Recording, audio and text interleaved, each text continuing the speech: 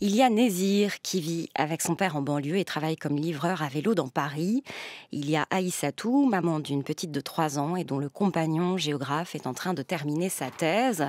Il y a Apolline, en fin d'études à l'école du Louvre, qui vit chez sa mère dans un immense appartement du 6e arrondissement. Et puis il y a Bling qui a connu le succès et qui lui court désormais désespérément après. Leur point commun: aimer faire rire, chercher la bonne réplique, trouver le bon mot, le bon rythme. Leur plaisir et leur rêve, c'est le stand-up. Bonjour Fanny Herrero. Bonjour. Merci beaucoup d'être avec nous sur France Culture. L'autre point commun de ces 4 jeunes gens, c'est que ce sont les personnages principaux de votre nouvelle série, Drôle, disponible depuis vendredi dernier sur Netflix et présentée en ouverture du festival Sérimania ce même jour, le 18 mars. 6 épisodes pour cette première saison. Alors Fanny Herrero, comment définir le stand-up pour quelqu'un qui ne connaîtrait pas du tout cet univers ? Alors, peut-être le plus simplement, c'est vraiment le stand-up, c'est un humoriste qui prend un micro, qui n'a besoin de rien d'autre que son cerveau, son sens de la vanne et un micro. Et un public, bien sûr, et qui vient, du coup, pendant un moment, divertir les gens en racontant souvent des choses qui sont assez personnelles, ou qui sont un commentaire d'actualité, par la blague, voilà, par l'humour. Et il faut bien distinguer le stand-up de ce qu'on a connu comme une tradition française qui était plus des seuls en scène, où les comédiens faisaient des personnages. Vous vous souvenez peut-être des spectacles de Gad Elmaleh, de Muriel Robin, de Valérie Lemercier, qui du coup étaient vraiment très drôles, mais interprétaient des personnages. Là, le stand-up, c'est on parle de soi, on parle à la première personne, et on s'adresse sans filtre, sans filet, au public, sur le mode de l'humour, pour raconter des choses personnelles. Ce qui implique une bonne part d'autodérision aussi. Énorme part d'autodérision, énorme part de capacité d'analyse à la fois de sa propre vie et puis d'un moment social, parce que souvent ils parlent de politique, de religion, de sexualité, ils font des commentaires sur la pop culture, toujours à travers leur propre expérience, mais en fait c'est aussi des commentateurs du moment, quoi, les stand-uppers. Vous-même, vous n'étiez pas familière de ce monde-là, je crois, Fanny Herrero. Vous ne connaissiez pas le stand-up, mais vous avez eu une sorte de révélation en découvrant ces jeunes gens qui, effectivement, se lancent comme ça et qui n'ont que quelques minutes pour accrocher le public aussi. Oui, parce que pour aller voir du stand-up, en France, il faut aller dans des comédie clubs. Et c'est pas très connu. Il y en a maintenant pas mal à Paris et dans certaines grandes villes de France. Donc le principe du comédie club, c'est un petit endroit, parce que généralement c'est pas du tout un grand théâtre, hein, c'est souvent accolé à un bar ou à un resto, parfois c'est dans les caves, c'est un peu une tradition américaine qu'on a importée, et donc il faut descendre dans cette petite cave, s'asseoir souvent sur des bancs ou des petites chaises pas très confortables, et on assiste à ce qui s'appelle un plateau de stand-up, et donc le principe c'est que sur une petite estrade, toujours avec ce fameux micro, se succèdent pendant 1 heure entre 4 et 6 humoristes qui viennent donc pour une dizaine de minutes chacun nous divertir et nous raconter des trucs. Et moi, il y a 3 ans, je ne savais même pas que ça existait, ça, en fait. Je savais qu'il y avait des humoristes qui faisaient des spectacles, mais j'étais jamais allée dans un comédie club. Et c'est vrai que ce jour-là, la première fois que j'y suis allée, j'ai eu un peu un choc, parce que j'ai vu donc 6 jeunes gens, des garçons, des filles, qui se sont succédés là devant moi, donc déjà qui m'ont fait énormément rigoler. Donc ça, merci, cadeau. Et ensuite, parce que je les ai trouvés brillants, j'ai trouvé qu'ils avaient tous un sens du langage assez incroyable. Ils étaient tous jeunes, entre 20 et 35 ans, donc c'est aussi un langage jeune, mais qui était très inventif et très précis.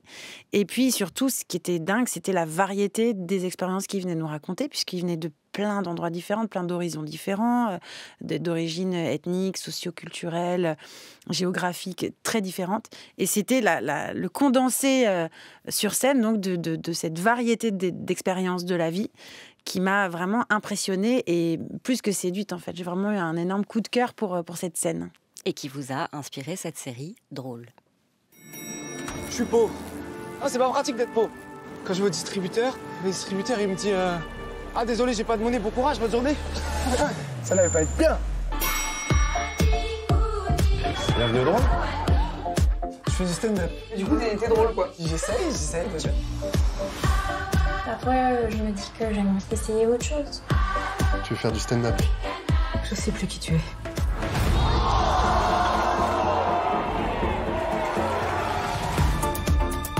Et du coup, je voulais te parler d'un nouveau sujet et je voulais t'en parler. Enfin, c'est un nouveau sketch que j'ai testé ce soir. On n'en parle pas du plaisir prostatique. Moi, je comprends pas pourquoi on a autant attendu. On est quand même parti en Thaïlande avant d'aller dans son cul. C'est ton club ici, donc tu peux passer ce soir. Il faut laisser la place aux autres. Fait 1397 € pour nous deux, pour les... En fait, je sais pas comment on va faire, là. Eh ben on va rouler la joie. Tu te rends compte, je veux perdre de l'argent avec toi. T'es plus rentable. La bande-annonce de Drôle, on entend des extraits de sketch, des moments de vie. La série n'est pas une succession de performances scéniques. Elles sont liées à l'histoire des personnages. Et bien souvent, elles partent, vous nous l'avez dit, de l'histoire des personnages, puisque leur vie, leur quotidien, leur entourage, tout ça, c'est leur matière première. Ce qui vous permet, d'ailleurs, de proposer de vrais portraits de personnages que l'on découvre à la fois par ce qu'ils vivent et par ce qu'ils racontent de ce qu'ils vivent. Oui, bah c'était l'idée, et encore une fois, qui est vraiment venue de cette première expérience dans ce Comedy Club, d'avoir l'impression d'assister à comme un portrait un peu d'une jeunesse française, là, dans cette petite cave ce soir-là. Et c'est ça que j'ai voulu rendre dans la série, à travers ces 4 personnages, c'est qu'ils nous racontent chacun une façon d'être français à cet âge-là. À cet âge-là, donc ils ont tous entre 25 et 30 ans à peu près, donc un âge assez déterminant où on sort un peu des zigzags de l'adolescence pour commencer à prendre sa place, en fait, affirmer quelque chose d'un peu plus solide de soi-même et voilà, d'assumer un peu plus qui on est et qui on veut devenir. Mais ils le font chacun à leur manière, et ça passe par l'humour, mais ils viennent tous vraiment d'horizons socioculturels très différents. Et oui, à eux 4, voilà, l'idée c'était de brosser un portrait générationnel, en fait. Prendre sa place, s'affirmer, c'est ça littéralement le stand-up en réalité, parce que on vient avec un micro, donc on se présente aux autres et on se raconte. Oui, et ça aussi, c'est un des thèmes de la série qui vient pas nulle part. C'est que comme moi, je suis auteur aussi moi-même, et donc j'ai reconnu dans les stand-uppers, les humoristes, voilà, cette capacité à exprimer des choses. Ce sont aussi des auteurs, en fait, en plus d'être des performeurs sur scène, mais c'est des auteurs qui viennent donc proposer un récit singulier, le leur. Et ce que j'aime avec le stand-up, c'est que tous ces petits récits mis bout à bout, en fait, ça compose un plus grand récit, qui est le récit d'un moment français aujourd'hui, d'une façon, encore une fois, d'être un jeune en France, et comme en plus beaucoup sont issus de l'immigration, mais pas que du tout, c'est aussi une façon pour eux de prendre leur place. Vous êtes auteur, alors je l'ai rappelé, vous êtes la créatrice de 10%, la série qui a connu un immense succès donc autour du monde du cinéma, des agents. Vous étiez co-auteur de tous les épisodes pendant les 3 premières saisons, vous avez quitté la série ensuite. Peut-être, Fanny Herrero, que dans quelques temps, vous n'aurez plus besoin de répondre à cette question, mais je crois que pour le moment, il faut encore y répondre. Je l'ai dit aussi dans l'introduction, vous êtes scénariste et showrunneuse. Il n'y a pas d'équivalent en français, ce qui veut sans doute dire quelque chose. On dit parfois que c'est chef d'orchestre, on dit que c'est l'équivalent du réalisateur pour le cinéma. Vous, que dites-vous, Fanny Herrero ? Oui, je dis ça, la même chose en fait. En gros, pour comprendre, c'est qu'une série, donc c'est des épisodes. Donc c'est un volume important de fiction, plus qu'un long métrage de cinéma. Donc on a, voilà, nous, Drôle, c'est 6 épisodes, mais parfois ça peut être 8, ça peut être 10, ça peut être 12. Donc c'est beaucoup de matière à travailler, à produire. Donc d'abord, il faut l'écrire, et ensuite, il faut la fabriquer. Et pour fabriquer tout ça, il faut beaucoup de gens. Et par définition, plus on est nombreux, plus il y a un risque de dilution du propos. Donc c'est extrêmement important qu'il y ait une personne qui incarne la série, son propos, son cœur, en fait. Et surtout si cette série, elle est un peu personnelle, donc il met de lui-même. Moi, c'était mon cas sur 10%, et c'est mon cas sur Drôle. Et donc l'idée, c'est que le showrunner, c'est d'abord un scénariste, c'est quelqu'un qui détient l'histoire, le propos, les personnages, et qui est capable d'emmener avec lui des scénaristes autour de lui, puis ensuite des techniciens, des comédiens, des réalisateurs, tous les gens qui vont ensuite fabriquer, pour que la série reste cohérente, pour que artistiquement, intellectuellement, elle ne se dilue pas par la masse des gens qui vont collaborer. Donc c'est un vrai rôle évidemment très important, et c'est important aussi de parler de cela parce que vous êtes cofondatrice, Fanny Herrero, du SAS, collectif de scénaristes professionnels fondé en 2007. Vous œuvrez avec d'autres pour une meilleure reconnaissance des scénaristes, de l'importance du travail d'écriture, meilleure reconnaissance artistique et financière de ce métier. Je vous entendais dire récemment ça avance, et d'ailleurs vous en êtes la preuve, puisque donc là Netflix est venu vous chercher. C'est ça qui s'est passé. Oui, oui, après 10%, et donc comme la série avait un certain succès, les gens qui dirigeaient la fiction chez Netflix, j'ai fait savoir que j'arrêtais, et donc ils sont venus me proposer directement. C'était ça un peu la nouveauté, mais ça c'était déjà il y a 3 ans, donc maintenant ça y est, ça se fait beaucoup plus, mais il y a 3 ans c'était un peu nouveau. C'est que ils attendent pas d'avoir un talent qui vient avec un producteur leur proposer un projet, ils viennent directement chercher l'auteur à la source, en fait. C'est ce qu'ils ont fait avec moi. Ils m'ont proposé un cadre de travail sur 6 mois où j'avais 6 mois pour réfléchir et leur proposer des sujets, parce que l'idée c'était qu'ils voulaient produire ma prochaine série. Mais c'est important quand même pour moi de préciser que cette question du showrunner maintenant en France, je suis très heureuse de l'incarner et d'en parler souvent, mais il y a maintenant de plus en plus de gens quand même qui le font, et beaucoup de séries dont peut-être on parle un peu moins, mais qui sont tenues. D'ailleurs, les gens de ma génération maintenant, qui ont entre 40 et 50 ans, pour la plupart, ceux qui ont bien réussi et qui ont franchi les étapes dans le métier, sont maintenant à la tête de leur propre série et sont aussi des showrunners. Vous le disiez, drôle, c'est presque une mise en abîme sur le travail d'écriture, puisqu'il y a un gros travail d'écriture de la série, et c'est aussi quelque part le cœur de la série, la recherche du mot juste.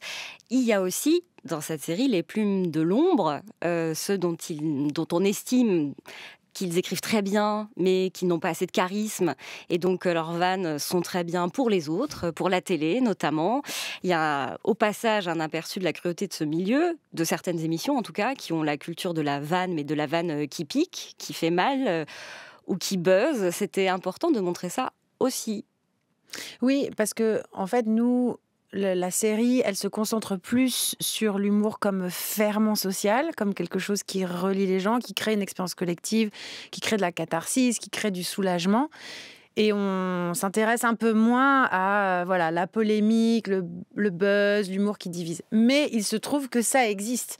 Et donc, on voulait aussi montrer que ça existe, mais par un versant moins glorieux qui nous intéresse moins. Mais on a un peu chargé la barque en le faisant incarner par un animateur de télé qui s'appelle Philippe Tiflot dans l'histoire et qui anime cette émission Ce soir on parle. Donc, qui est une sorte un peu d'archétype d'animateur de télé, comme vous dites, assez caustique, et même un peu plus que ça, en fait, qui va chercher toujours à déstabiliser ses invités. Avec des vannes écrites par d'autres. Avec des vannes écrites par d'autres, et en essayant de déstabiliser, de mettre mal à l'aise, pour créer du buzz, quoi. Qu'est-ce qui fait une bonne série ? Je vous propose, Fanny Herrero, d'écouter la réponse d'Éric Rochant, scénariste, showrunner, créateur du Bureau des légendes. C'était en 2017 sur France Culture. Une série, ça repose sur les écrits et sur les acteurs. Voilà. Si on n'a pas ça, on n'a pas de série. Par contre, si on a des bons écrits et des bons acteurs, et c'est pas seulement des bons acteurs, un bon casting, ça veut dire que les acteurs peuvent être très bien, mais mal castés. C'est-à-dire ils ne pas correspondre tout à fait, ça s'appelle les miscasts, donc ne pas correspondre tout à fait au personnage qu'on leur a donné. Ça, c'est un problème, parce qu'en fait, les acteurs ont vocation à rester longtemps. Et donc, les spectateurs ont rendez-vous avec eux tous les ans, et au bout d'un moment, il ne faut pas qu'ils se lassent. Donc les acteurs de série ont cette responsabilité sur le dos, c'est d'avoir assez de charisme et assez de profondeur pour supporter cette durée, ce qui n'est pas du tout pareil que de faire un film d'1h30, hein. Et donc il est tout à fait envisageable qu'un acteur soit très très bon, mais ne puisse pas supporter cette durée avec son personnage. Donc c'est sur ces deux pieds que repose une série. Les écrits et les acteurs. Les écrits, nous en avons parlé, Fanny Herrero. Les acteurs, il faut aussi bien sûr en parler. Le personnage d'Aïssatou est joué par Mariama Gay, celui de Bling par Jean Suen. Nézir, c'est Younes Boussif, et Apolline, c'est Elsa Gage. Ce sont les personnages principaux. 4 personnages principaux dont on ne connaît pas leur nom, on ne les connaissait pas avant. Et précisément, c'est voulu, Fanny Herrero. Ouais. Déjà, moi, c'est un peu ma joie de spectatrice de découvrir des nouvelles têtes au cinéma et particulièrement en série. Je trouve que la série s'y prête bien. Puisque c'est des personnages avec qui on est censé rester longtemps, et donc il faut qu'on croie à eux absolument, et je trouve que pour ça, rien de mieux qu'un acteur qu'on connaît pas, qui charrie pas derrière lui une filmographie, ou sur qui on peut pas associer des choses avant. Donc j'avais vraiment envie de ça, et puis ça me faisait tellement plaisir parce qu'ils sont jeunes, et je trouvais ça vraiment beau, de révéler des gens. Et alors, on a choisi ces 4-là. Ça a été un casting assez long, qui a été fait par Constance de Montois, la directrice du casting, que j'ai fait main dans la main avec les 2 réalisateurs, Brian Marciano et Farid Bentoumi. Et on a cherché nos quatre jeunes gens, et on s'est arrêté sur ces 4-là pour leur charme, leur fraîcheur, leur beauté atypique. Et puis pour l'alchimie aussi qu'il y avait entre eux, parce qu'un casting de série, c'est pas des individus, c'est aussi il faut que ça fasse bande. Enfin, nous, dans Drôle, il faut que ce soit qu'on imagine et qu'on puisse croire qu'ils sont amis, qu'ils sont amoureux. Donc il fallait qu'il y ait quelque chose comme ça, une certaine homogénéité dans leurs différences. Et donc voilà, c'est pour ça qu'on s'est arrêté sur ces 4-là, et je les adore, je suis très heureuse de les avoir. Et puis l'autre chose qui est belle, c'est que quand on écrit une série, il a raison, Rochant, et je peux que adhérer à ça, c'est de l'écriture et du jeu. Mais il y a un truc qui est génial, c'est que comme c'est censé se développer sur plusieurs saisons, donc j'espère que Drôle aura une longue vie, mais ça je le sais d'expérience, sur 10% par exemple, c'est qu'à un moment en fait les comédiens s'emparent aussi de leur rôle. Et nous on sait qu'on écrit pour eux, l'équipe d'écriture, on sait maintenant pour qui on écrit là, pour une saison 2, éventuellement une saison 3. Et c'est génial parce que finalement le personnage et l'acteur commencent à se rejoindre et à donner encore plus de corps au personnage, en fait. Et ça, c'est assez génial, parce qu'au début, c'est une abstraction, puis après, c'est incarné, puis on peut durer et capitaliser là-dessus et mélanger des choses qui viennent de l'acteur avec l'écriture. Et plus ça va, plus ça s'approfondit. C'est très riche. Ça a été facile de les trouver, là, les 4, ou pas ? Ça a été plus ou moins facile. Alors, on n'a pas fait un casting sauvage. On est allé quand même chercher des acteurs qui étaient répertoriés, même s'ils n'ont pas encore des grandes carrières, mais ils ont tous fait un peu des trucs avant. Ils jouent. C'était pas facile, mais comme ces 4 acteurs qui ont 4 couleurs de peau différentes, ça nous a quand même confrontés à un truc qui, moi, m'a un peu bouleversée. En vrai, c'est que déjà, le vivier de comédiens, par exemple, d'origine asiatique, pour le rôle de Bling, il est plus étroit que pour d'autres, que des Blancs ou des comédiens arabes, par exemple. Il y a moins de comédiens asiatiques, et ça ne veut pas du tout dire que c'est parce qu'ils sont moins bons, c'est juste qu'en fait, je pense que naturellement, ils viennent moins à ces métiers parce qu'ils savent qu'il n'y a pas de rôle pour eux. Donc ils sont moins nombreux à postuler. Et je me dis aussi, une série comme Drôle, peut-être ça leur donnera envie... et puis ça enrichira un peu notre représentation collective, quoi. Et pour les garçons arabes, c'était autre chose. C'était un peu ce que j'appelle le syndrome engrenage, c'est-à-dire qu'ils arrivaient avec une idée un peu préconçue de ce qu'on attend d'eux. Et ce qu'on attend d'eux, c'est du cliché du jeune garçon des quartiers, un peu ténébreux, un peu qui parle pas très bien, un peu agressif, ce qui n'était pas du tout la définition du personnage. Ouais. Donc ça, c'était troublant pour nous dans ce casting de se confronter à ce que eux imaginent, en fait, les clichés que eux-mêmes ont incorporés. Et donc nous, on a essayé de faire voler ça en éclats. Il est 12h20, nous sommes avec Fanny Herrero pour sa nouvelle série Drôle, et nous écoutons le choix musical de notre réalisateur Thomas Beau, extrait de Owen Kim and the Dirty Jazz, premier album du photographe, réalisateur de documentaires et musicien franco-coréen Owen Kim.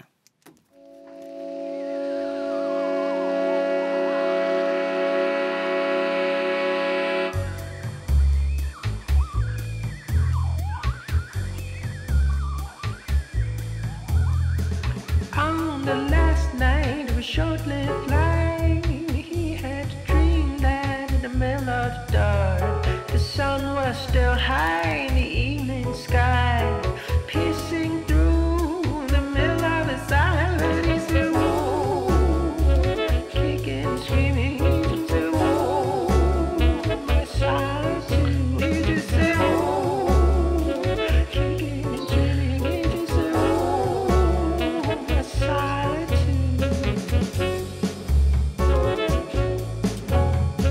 He woke in pain and hindered with fame. He wiped the sweat off his trembling head. In the deafening ring, he did not hear when something cold went through his brain. He just said, "Ooh," kicking and screaming. He just said, "Ooh, my solitude." He just said, "Ooh," kicking and screaming. He just said, "Ooh, my solitude."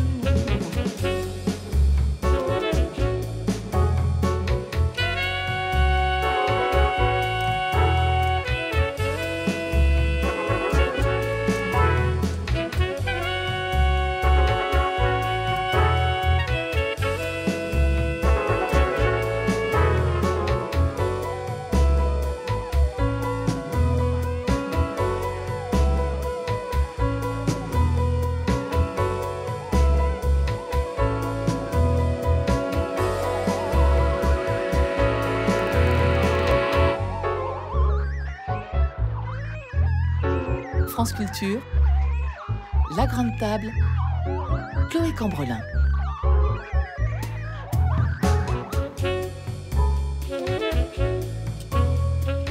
Woman screamed, started pulling his hair. She tried hard to make him understand, using words like globalization, hoping to tell her that he cared. Agony, Owen Kim and the Dirty Jazz en concert ce soir au New Morning à Paris. Nous sommes toujours avec Fanny Herrero, scénariste showrunneuse, pour sa nouvelle série drôle, disponible depuis vendredi sur Netflix. Alors, évidemment, le rire est au cœur de cette série, Fanny Herrero. Faire rire les gens, c'est extraordinaire, dit Apolline à un moment donné. Apolline, qui est donc cette jeune fille qui termine ses études à l'école du Louvre, qui est censée partir en stage chez Christie's à Londres, mais qui rêve de faire du stand-up. C'est extraordinaire, mais c'est extraordinairement difficile. Et c'est aussi ça que montre cette série. Oui, c'était important pour nous de montrer que c'est un métier, en fait. Mais comme être auteur, c'est un métier, comme être scénariste, c'est un métier. Finalement, tout ça va ensemble. Et c'est aussi ça que j'ai découvert en me plongeant un peu dans ce milieu, c'est comment tous ces jeunes-là, ils bossent tout le temps. Alors, on a l'impression qu'ils sont un peu en chaussettes sur leur canapé, mais en fait, dans leur cerveau, ça turbine tout le temps. Ils essayent tout le temps de s'emparer de tout ce qu'ils voient autour d'eux pour trouver le bon prisme, le bon angle, la bonne manière de rythmer une phrase, le mot juste, pourquoi avec ce mot-là ça marche, avec ce mot-là ça marche pas. Et puis après, c'est 1000 fois sur la scène, remettre son ouvrage, parce qu'ils y vont, et moi je les ai vus, il faut tellement de courage. Je vous jure, vraiment, arriver sur une scène, prendre un micro et avoir l'air absolument naturel, s'adresser à des gens qu'on ne connaît pas et réussir à les faire rire en quelques minutes, c'est extrêmement difficile, vraiment extrêmement difficile. C'est comme monter sur un ring et risquer de se prendre un KO.